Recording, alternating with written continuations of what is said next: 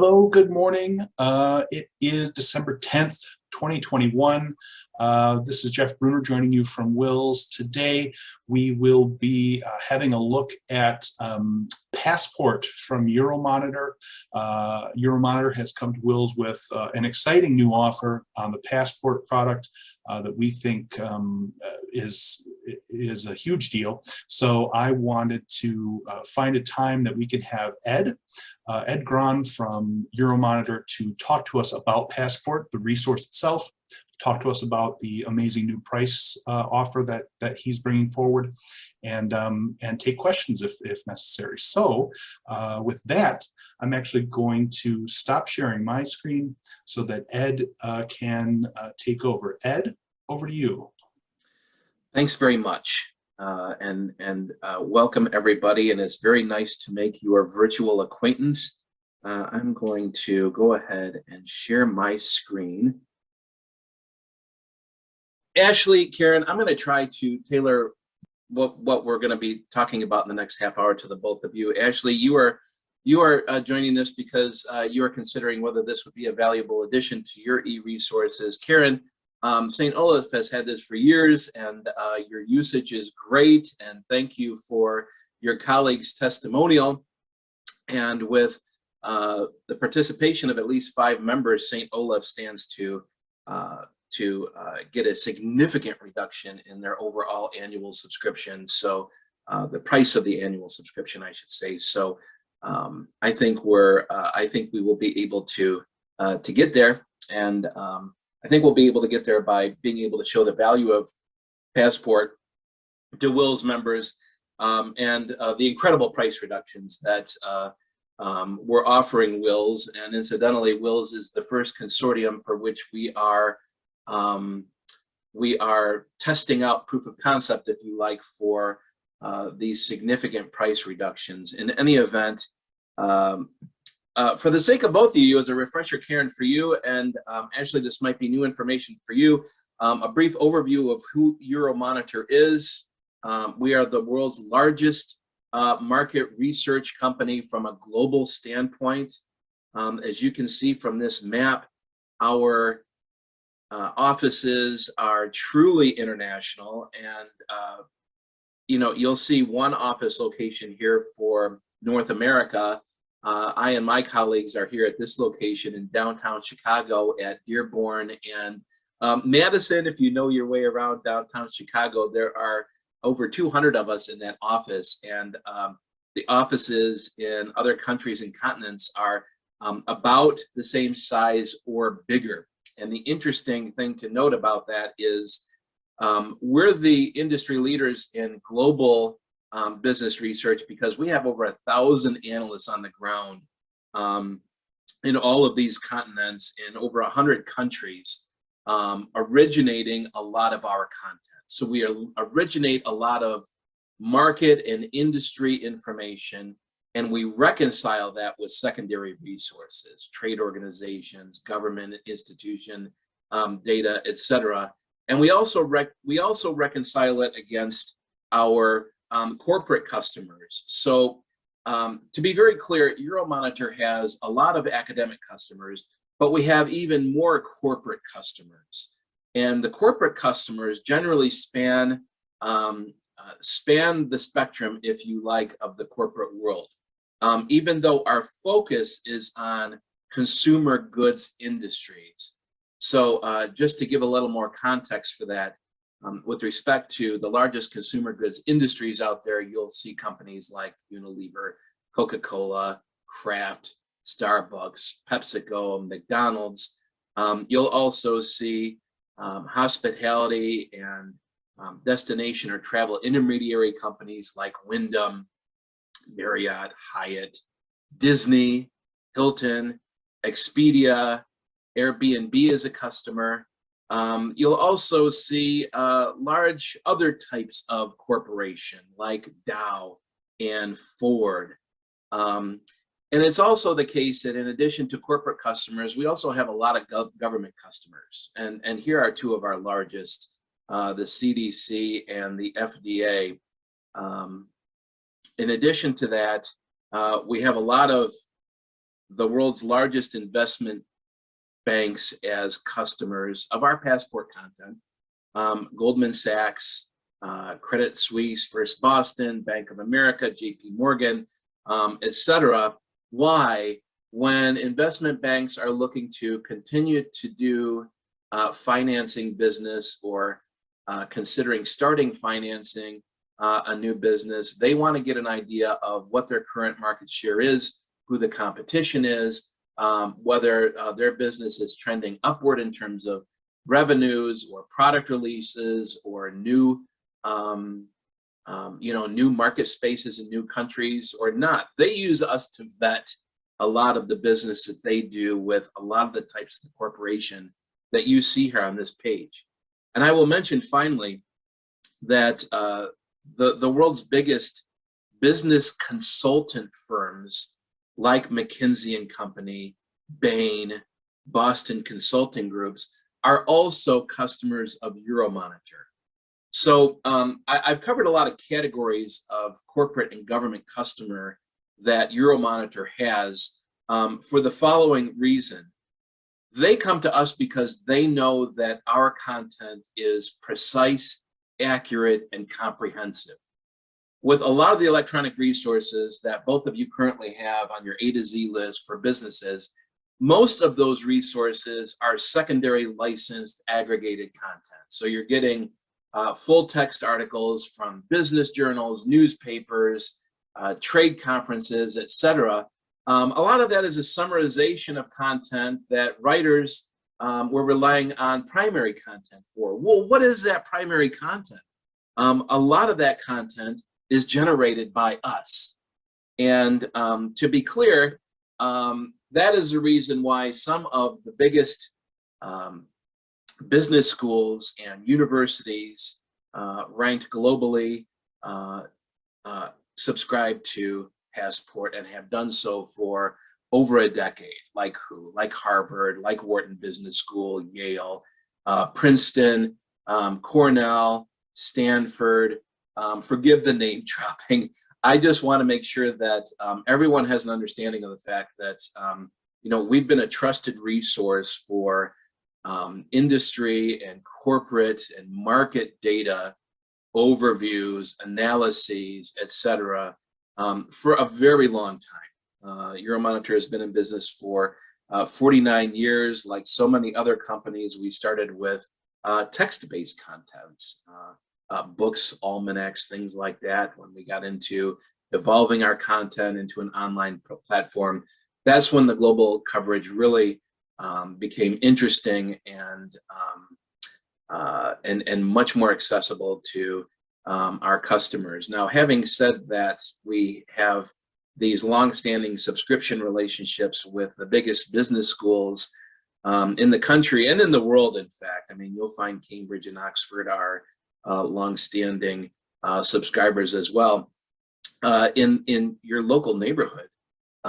We also have a very small but scrappy Fox Valley Technical College, a WiLS member, St. Olaf, of whom Karen is representing this morning, Marquette, and UW La Crosse.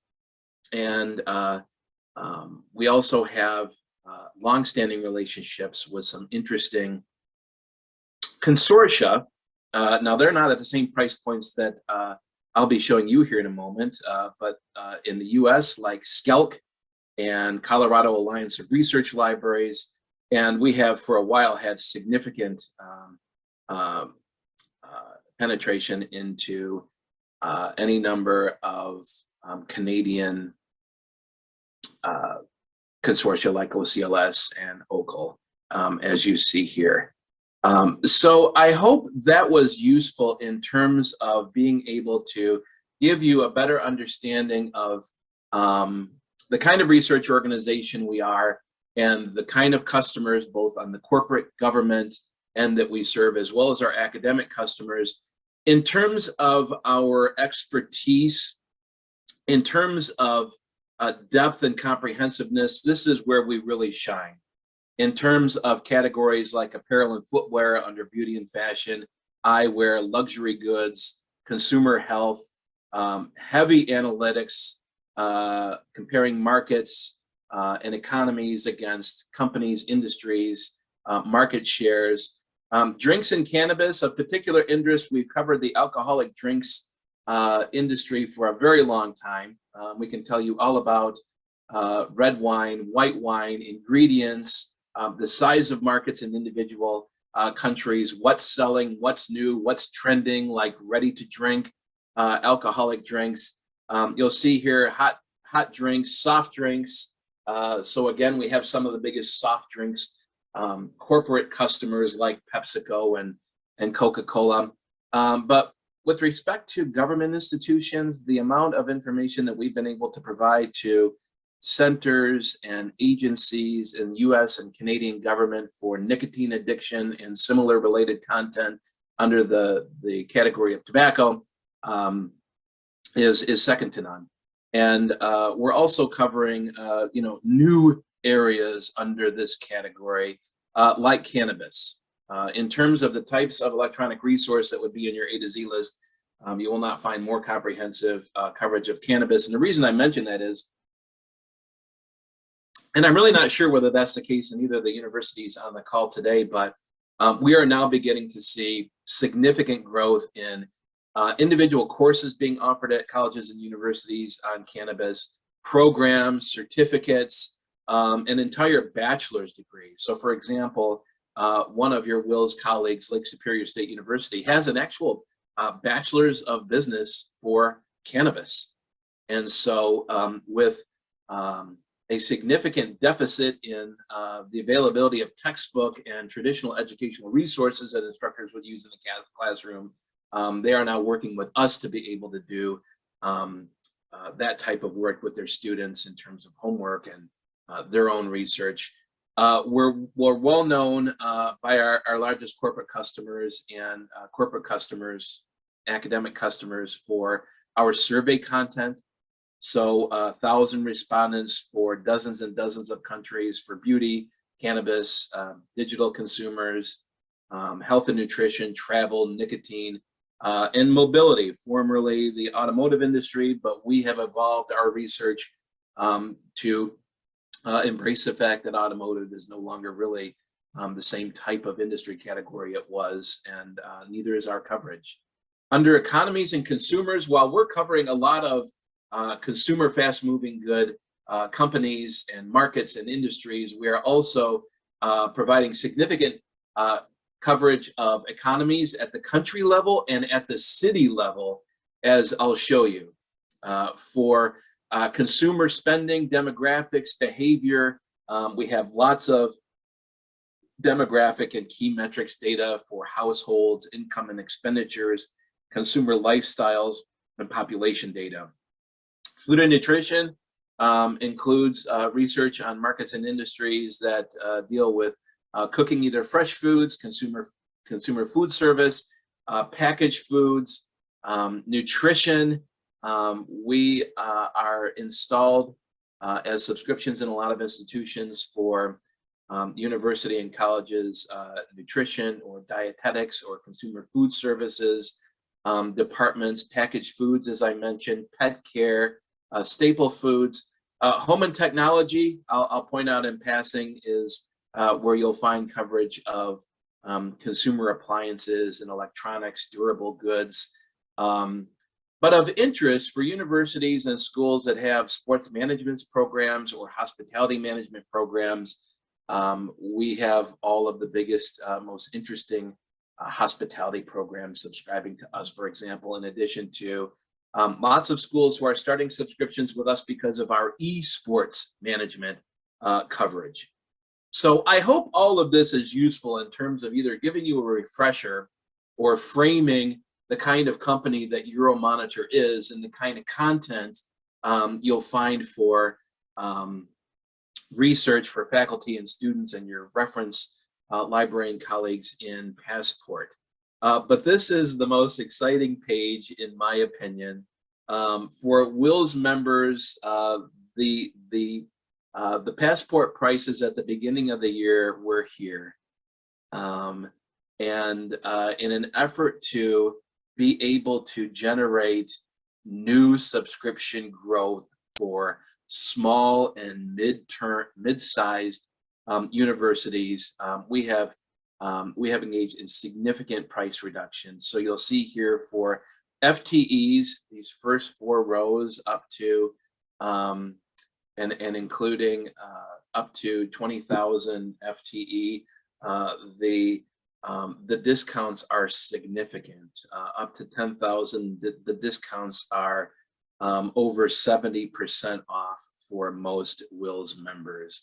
And this is an introductory pricing, so it's not like the first year we give you 70% off, and then, you know, a more standard price will kick in the second year. No, you start here, and as the years go by, if you renew with us annually, your annual subscription increase will be 2%. If you do multi-year annual renewals, then that 2% becomes 1% or 0% increases year over year. So I take it, Ashley, that you and Karen have already looked to see where you fall on the FTE scale here below and what these new prices will be. Though, Karen, I think we've spoken about this a few times. St. Olaf's subscription decreases will be significant once we can confirm that we have even just 5 WiLS members participating in this program. So before I actually take us into Passport to Karen, give you a refresher on Passport and show you the new interface, and Ashley to introduce you to Passport, I'm going to stop and ask, since we're all unmuted, if I can provide any additional detail or color for anything I've set up. This is Ashley. It all makes sense so far. Oh, great. Thank you, Ashley. Karen? Yeah, no, it's fine. Observations? Yep. Yeah, we really hope we can get five members to to sign on, because that would be great savings for St. Olaf. I think Jeff and I are making that a goal. So absolutely, it's something that you know, is top of mind for me. And here's why. I was brought on to the academics team at Euromonitor to grow new subscription business. And one of the first things I suggested that our management look at is the fact that we were pricing ourselves out of smaller institutions and putting existing subscriptions at risk. If I can make this work for WiLS, then we'll be able to make it work for so many other consortia out there that have schools in those consortia that, you know, we've just priced ourselves out of. So let me see. Can all of you see a blue and white screen now? Yep, which says Travel Rewired. We see that. Yes. And is it can you read it? Is it big enough in terms of Zoom that everybody can? Well, you just read it, so yeah, I can see that. How about this? The smaller Products and text. claimant and positioning. Can you read that? I can. Ashley, Karen. Yep, I can read it. Oh, wonderful. Okay, good. So I know what I can point to and what you'll be able to see. But in any event, this is our newly revamped, as of fall of this year, user interface for Passport. And while you can do or start any search you like here in this catch-all search box, once faculty, librarians, students find their way around Passport, if a student or faculty member wants to get directly to full text-based documents, overviews, summaries, quarterly updates, trends, mega trends, forecasts, etc., they'll be able to limit to, you know, full text documents this way. If they want stats, you know, who are the biggest providers of blue jeans in Australia, and what percentage of the market share do each of those companies have? You know, you could start here with statistics. It is also the case that for searchers, we provide any number of additional entry points into our content. So for those of us who want to be able to search by category trees with logic branches, you'll both recognize this type of searching. you can easily do that. So if we wanted to search on alcoholic drinks and specifically ready to drink, canned, spirit-based ready to drink industry, and we wanted to research the ready to drink spirit-based, like vodka spritzer, canned drinks, and what that market looks like in South Korea, in Germany, in the US, in whatever you like, just emphasizing the fact that Passport is the most global business database you will have in your collection. We can do that. So you select category, you select geographies, and off you go to the content. Now, in addition to the ability to search any number of ways, there's also a way to graphically search using a global map, and I will demonstrate that with one of our industries. But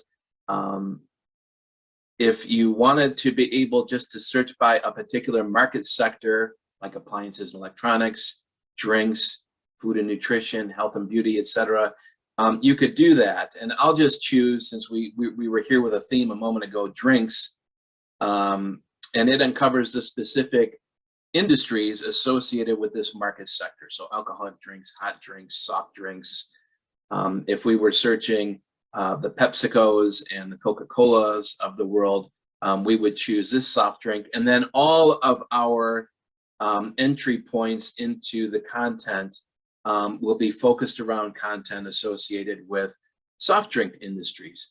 And if somebody wanted to go directly to text-based content, in terms of company profiles, in terms of country profiles, opinions, overviews, etc., you could directly link to that, or you could graphically search by this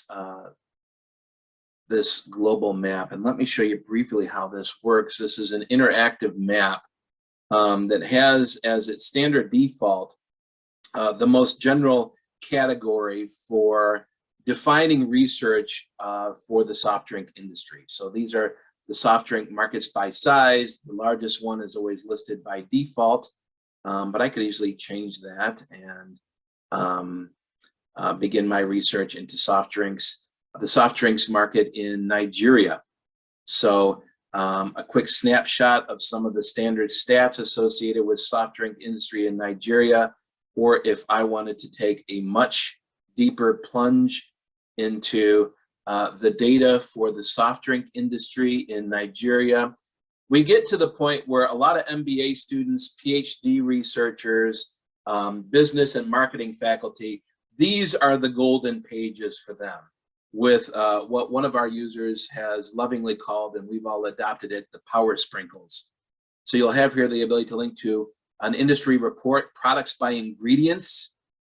Think about this.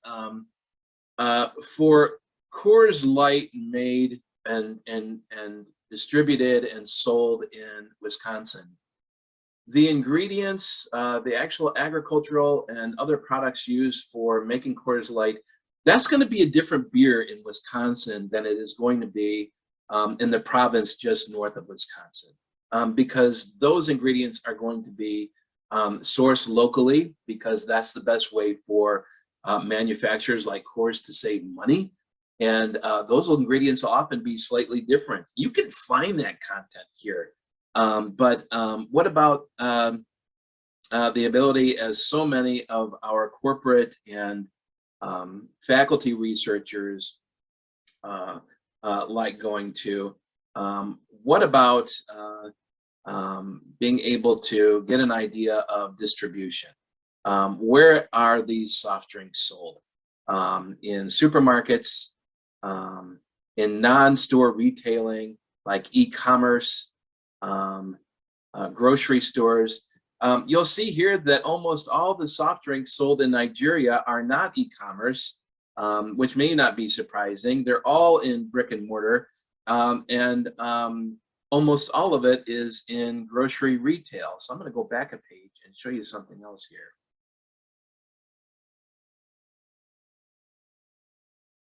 Let's take a look at market share.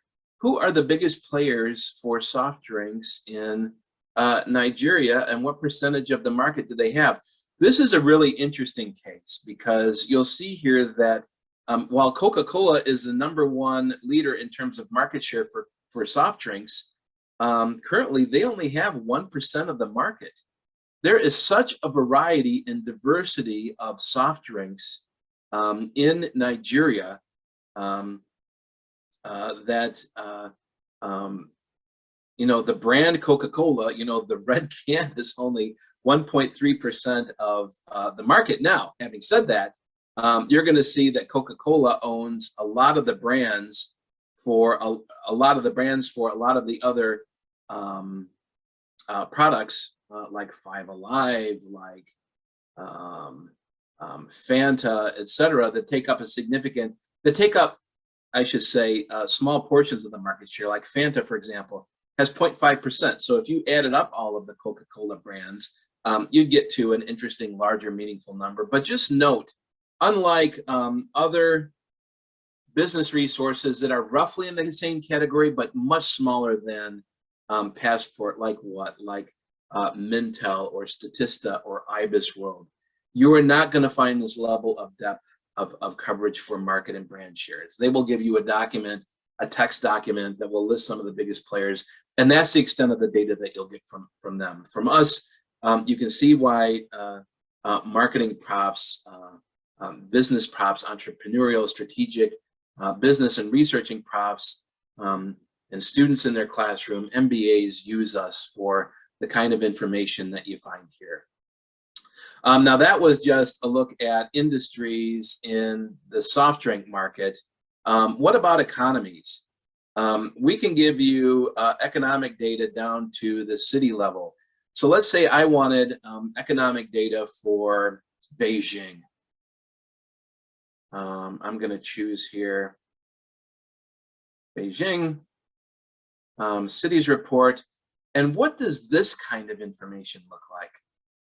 Again, to be able to provide a user with this kind of data on the basis of the kind of questions that I know all of you get, for which sometimes it's very difficult, if not impossible, to figure out where to begin.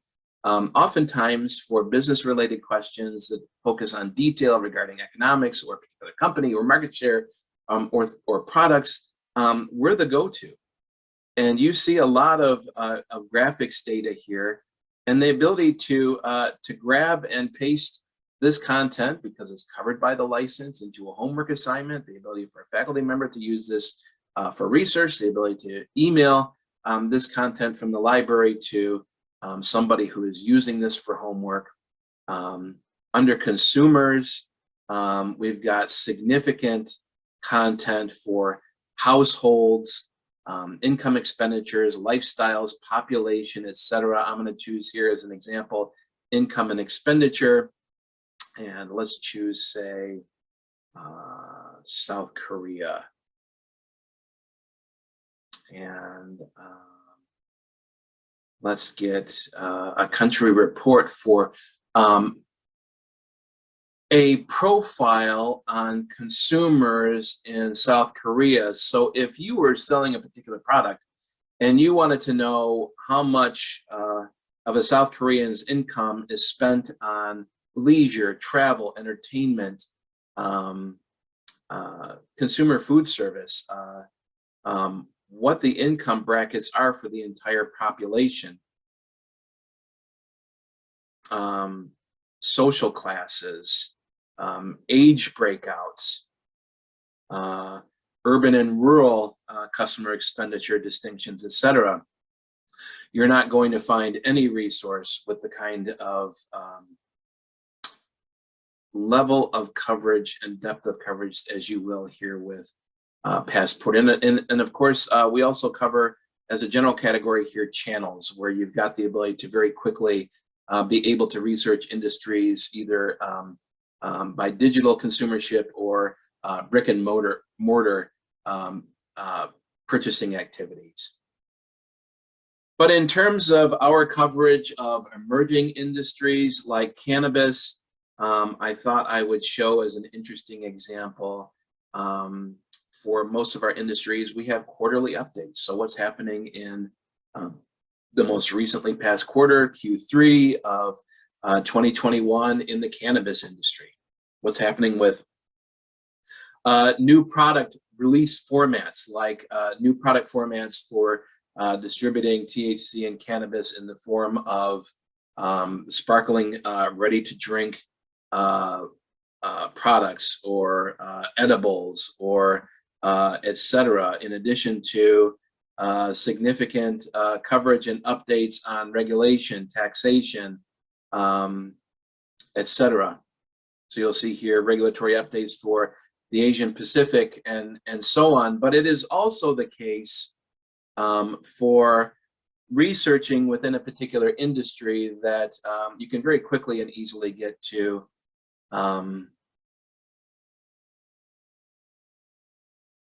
country level coverage for a particular industry. So for example, if I wanted to see what is going on in the cannabis industry in Greece, I can get an industry report. And again, you'll notice the freshness of content here, September 2021, for legislative, regulatory, and other related activities, medical cannabis activities, competitive information, consumer perceptions associated with this particular country and this particular market. And then finally, I'd like to show as an example for schools that have hospitality management programs, though you can do this with any of our industries, the ability again to not only be able to do a sort of category search or lay out all the categories here that are not specific to a particular industry like travel, or the ability to get directly to text-based content, but to be able to dig into data, you know, graphically. And if I were interested, say, in who the main hotel brands are in Croatia, I've got the ability to do that here too. And for hospitality schools or for corporate customers like Marriott or Hyatt or Airbnb, to be able to show to executives or to you know, PhD dissertation advisors that you've got the ability to show to be able to generate this kind of data is something that gets us a lot of new business. So you probably, neither of you would have guessed, as I would not have guessed, that Valimar is the leading hotel brand in Croatia. Interestingly, in 2016, they had 5% of the market. Interestingly, more so, they have almost doubled their market share in 2021. But you'll see here Airbnb, Expedia, Marriott, Park Plaza Hotels, some other brands that may be more familiar to you. But let me show you here the ability to be able to manipulate a lot of this content for standardizing it to not say the local currency, but to US currency. So since our academic and corporate customers are international and global in nature, we've got the ability to provide a lot of this content in even local currency, but of course the ability to be able to convert that to a standard currency or a currency that would be consistent with the kind of research that somebody is doing. So that is a very brief overview of Passport. There is, I'm just really just showing you the surface of a very small portion of the iceberg of content in this resource. We could have spent the whole time talking about our coverage of esports and sponsorships of esports programs, or of the average ticket price for a professional event for attending a Green Bay football game. I could have shown you that just as easily.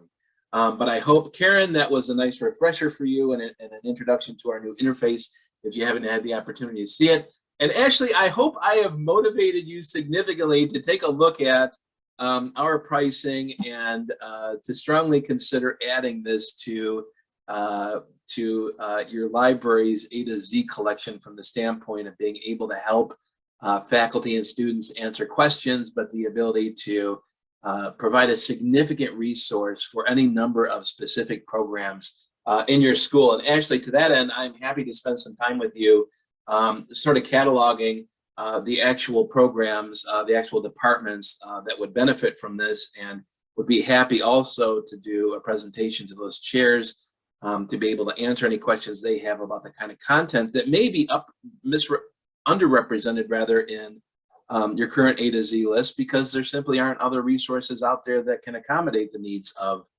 those programs. So I hope you both found this interesting, and I'm going to stop talking and ask for comments of any sort related to what I've said about Euromonitor, who we are, the kind of customers we have, and the kind of research we provide, or about Passport specifically. Ashley, I'm sort of interested in your profession, in your impression as somebody who might be new to seeing Passport's capabilities and the kind of content it.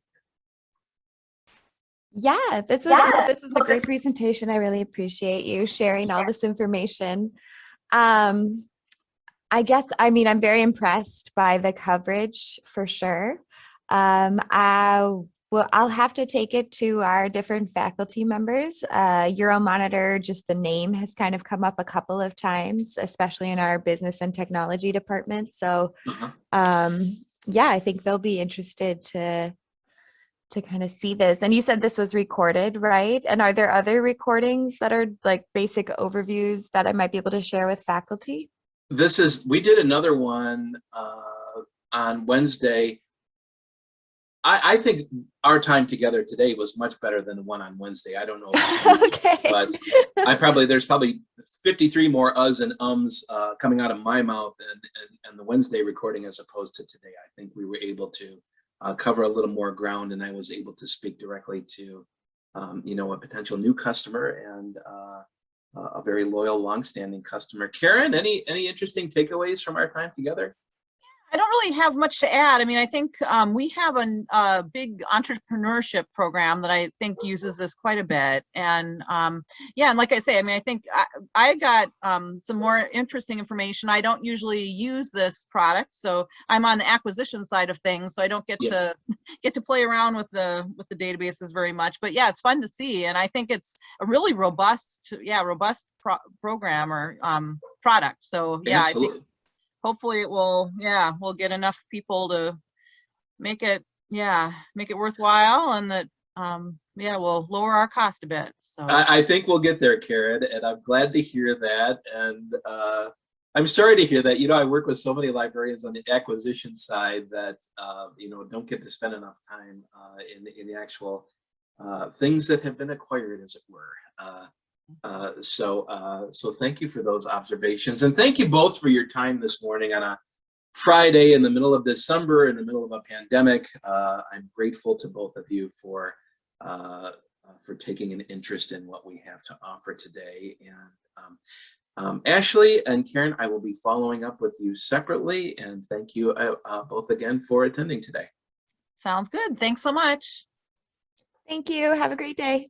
Thank you, everyone. Have a good day and a good weekend. Thanks, Jeff. Bye all.